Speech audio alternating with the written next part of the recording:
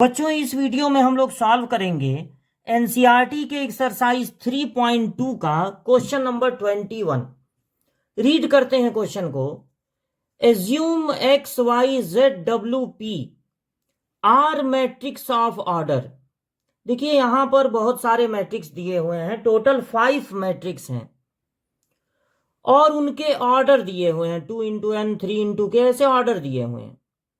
Choose the correct answer in exercise 21 and 22। तो 21st question में और 22nd क्वेश्चन में वो आपको नहीं दिख रहा है अभी। हम लोगों को पता लगाना है कि कौन सा ऑप्शन सही होगा। द रिस्ट्रिक्शन ऑन एन के P so that P Y और प्लस डब्ल्यू वाई ये हो डिफाइन, ये डिफाइन होने चाहिए। तो देखिए यहां से आप देखिए पी सबसे लास्ट में है, तो उसका ऑर्डर कितना है, स्मॉल पी इंटू के, ये पी का ऑर्डर है, ठीक है। और वाई है सेकंड पोजीशन पे, तो सेकंड पोजीशन पे 3 इंटू के। और यहां पर डब्ल्यू है फोर्थ पोजीशन पे 1 2 3 4, यानी n इंटू 3। और y का मल्टीप्लाई हो रहा है इसमें, y है सेकंड पोजीशन पे 3 इंटू के। देखिए दो मैट्रिक्स का मल्टीप्लाई तभी हो सकता है, इनका मल्टीप्लाई तभी हो पाएगा जब ये दोनों सेम हो, इनका मल्टीप्लाई तभी हो पाएगा इस दूसरे वाले का जब ये दोनों सेम हो। मतलब पहले वाले में मल्टीप्लाई कब हो पाता है, पहले वाले में जितने कॉलम हैं, पहले रो होता है फिर कॉलम, पहले वाले में जितने कॉलम हैं दूसरे वाले में उतने ही रो होने चाहिए, ये इक्वल होने चाहिए। तो यहां तो 3 इक्वल टू 3 है, यहां पर k और यहां पर 3 है, यानी ये बात पता चल गई कि k की वैल्यू 3 होगी,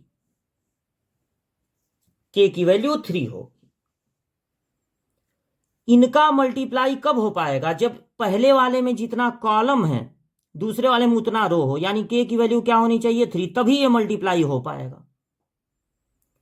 अब k की वैल्यू तो 3 मिल गई, k की वैल्यू 3 कुछ जगह पे दिख भी रहा है, तो ये ऑप्शन अब सही नहीं हो सकता, इन्हीं दोनों में से कोई सही होगा। लेकिन थोड़ा p के बारे में भी पता करना है। अब देखिए क्या होगा, जब इनका मल्टीप्लाई होगा तभी होगा जब ये दोनों सेम होंगे, और मल्टीप्लाई करने पर जो प्रोडक्ट यहां पर मिलेगा मल्टीप्लाई करने पे, उसका ऑर्डर ये होना चाहिए p इंटू के, उसका ऑर्डर होता है p इंटू के। और प्लस इनका मल्टीप्लाई करने पे ये सेम रहेंगे तभी मल्टीप्लाई होगा, और मल्टीप्लाई करने के बाद जो नया वाला मैट्रिक्स मिलेगा उसका ऑर्डर हमेशा ये होता है, ये इंटू ये, यानी n इंटू के होगा। तो मल्टीप्लाई करने पर रिजल्ट जो मिलेगा, यहां पर जो भी मिल रहा है रिजल्ट, उसका ऑर्डर ये होगा, और यहां मल्टीप्लाई करने पर जो रिजल्ट मिल रहा है उसका ऑर्डर ये होगा। और अगर ये ऐड हो रहे हैं तो दो मैट्रिक्स तभी ऐड हो सकते हैं जब उनका ऑर्डर सेम हो, यानी p की वैल्यू n होगी और k की वैल्यू k होगी, ये इक्वल होंगे, तभी ये दोनों ऐड हो पाएंगे, क्योंकि ऐड होने के लिए ऑर्डर सेम होना चाहिए। तो n और p इक्वल होंगे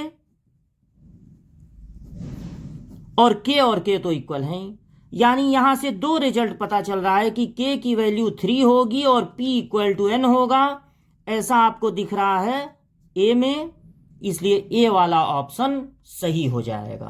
देखिए ये 22nd क्वेश्चन है। 22nd क्वेश्चन में कहा जा रहा है कि अगर n इक्वल टू p है then the order of the matrix 7x minus 5z, 7x minus 5z, इसका ऑर्डर क्या होगा जब दो मैट्रिक्स। अब अच्छा यहां पे वो जो शुरू में इंस्ट्रक्शन दिया हुआ था जहां सबके ऑर्डर दिए हुए थे, वो पेज तो यहां पे दिख नहीं रहा है, इसलिए जिसकी जिसकी जरूरत है हम लिख दिए हैं। ऑर्डर ऑफ एक्स है 2 इंटू एन, क्वेश्चन में दिया था शुरू में इंस्ट्रक्शन में, और ऑर्डर ऑफ जेड है 2 इंटू पी, ऐसा क्वेश्चन में दिया था। इस क्वेश्चन में और एडिशन कर दिया गया है कि n इक्वल टू पी है, तो आपको ये बताना है कि इसका ऑर्डर इनमें से क्या हो सकता है। देखिए, x का ऑर्डर है 2 इंटू एन, z का ऑर्डर है, इस नंबर से कोई फर्क नहीं पड़ेगा, z का ऑर्डर है 2 इंटू पी। अगर ये दोनों मैट्रिक्स सब्ट्रैक्ट हो रहे हैं तो इनका ऑर्डर बिल्कुल सेम होना चाहिए, यानी रो और रो इक्वल होने चाहिए, कॉलम और कॉलम भी इक्वल होने चाहिए, यानी कि n इक्वल टू पी। यहां से भी पता चला और ये क्वेश्चन में भी दिया है। अच्छा, जब मैट्रिक्स का मल्टीप्लाई होता है तब उनके ऑर्डर कुछ अलग आ सकते हैं, लेकिन जब दो मैट्रिक्स प्लस या माइनस होंगे तो जो रिजल्ट आएगा उनका, जो मैट्रिक्स उनका रिजल्ट होगा, उसका ऑर्डर भी बिल्कुल यही होगा जो इनका ऑर्डर है। यानी अगर इसका ऑर्डर है 2 इंटू एन तो इसका ऑर्डर भी होगा 2 इंटू एन, या एन और पी इक्वल है, अगर इसका ऑर्डर है 2 इंटू पी तो इसका ऑर्डर भी होगा 2 इंटू पी। तो अगर ऑप्शन में 2 इंटू एन है तो 2 इंटू एन पे टिक लग जाएगा, यानी बी वाले ऑप्शन पे। और अगर 2 इंटू पी है तो वो भी सही है, 2 इंटू पी पे भी, लेकिन 2 इंटू पी कहीं नहीं दिख रहा है। अगर ये दोनों क्वेश्चन में हो, एक जगह ये हो 2 इंटू एन, एक जगह ये हो 2 इंटू पी, तो उस क्वेश्चन को ही गलत माना जाएगा, तब दोनों के दोनों ऑप्शन सही हो जाएंगे।